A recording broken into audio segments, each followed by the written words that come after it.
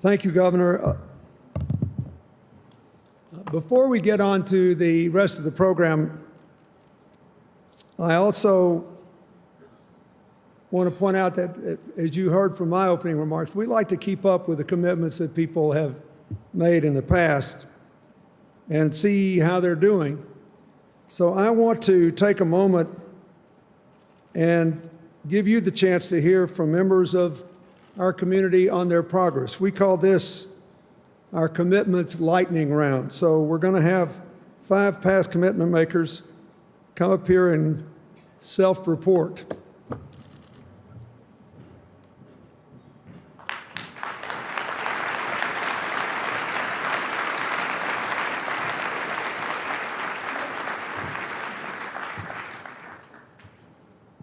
Okay, I'm Jamie Bonini from Toyota. We know that operational inefficiencies can limit the ability of organizations to serve their communities. So in 2011, as part of our efforts to help strengthen communities across the U.S., we committed to share the Toyota Production System, a methodology for improving operations at every level, with 20 nonprofits helping them maximize their impact. As a result, the Food Bank for New York City has cut its delivery times in half.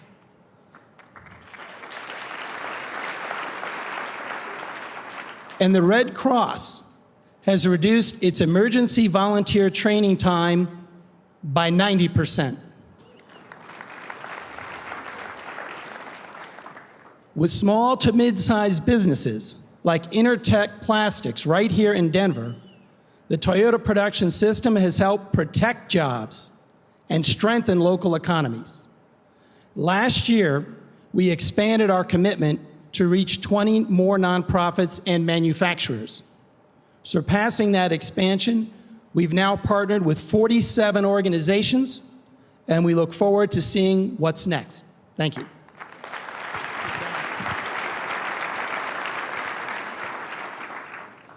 Hi, I'm Jane Henderson with Virginia Community Capital. The prevalence of food deserts throughout Virginia means that the state's rural and urban communities often lack healthy, fresh foods, which can lead to poor nutrition, obesity, and preventable diseases. In 2013, we committed to launching the Virginia Fresh Food Loan Fund to facilitate healthy food enterprises in urban and rural communities across Virginia. We're happy to report that since making our commitment, we've reached our $10 million fundraising goal, and we've closed our first 2 loans, including one to a local grocer in Appalachia and one to a food aggregator. And we're also excited to announce that we already have $1.4 million in commitments for 2014.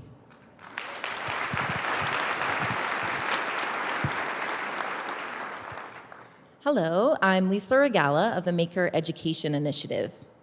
We believe that hands-on building or making can uniquely spark a student's interest in science, technology, engineering, and math. That's why in 2012, Maker Ed, with Cognizant and Intel, and later with sponsorship from Google, the Grable Foundation, and others, committed to equip youth-serving organizations with interactive STEM resources and support through Maker Core. In 2013, our commitment provided STEM mentorship to over 90,000 youth and families in 19 states. We're excited to report that we're expanding our commitment and are on track to exceed our goal to reach 140,000 students before September.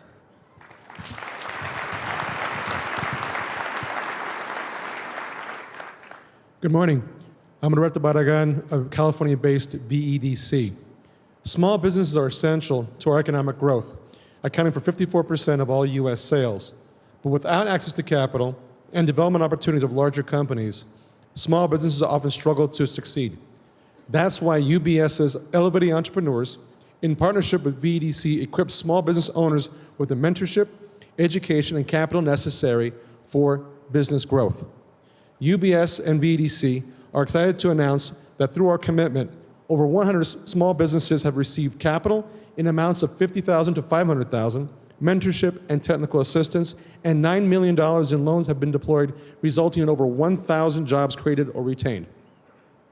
Now we're expanding our commitment to provide a total of $35 million in loans to small businesses in Los Angeles and Chicago, and new markets in New Jersey, New York, Connecticut, Nevada, and Utah that will create another 2,000 jobs.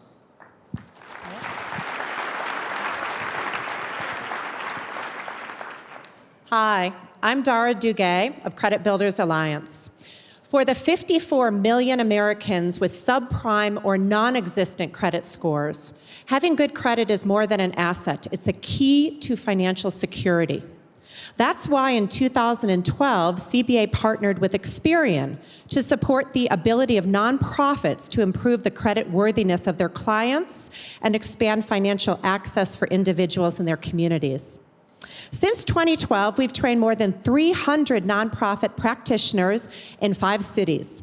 And we're excited to announce that in 2013, we expanded our commitment with the generous support of City Foundation to create the Power of Rent reporting, which for the first time ever allows low-income housing residents to build their credit through reporting of their rental payments.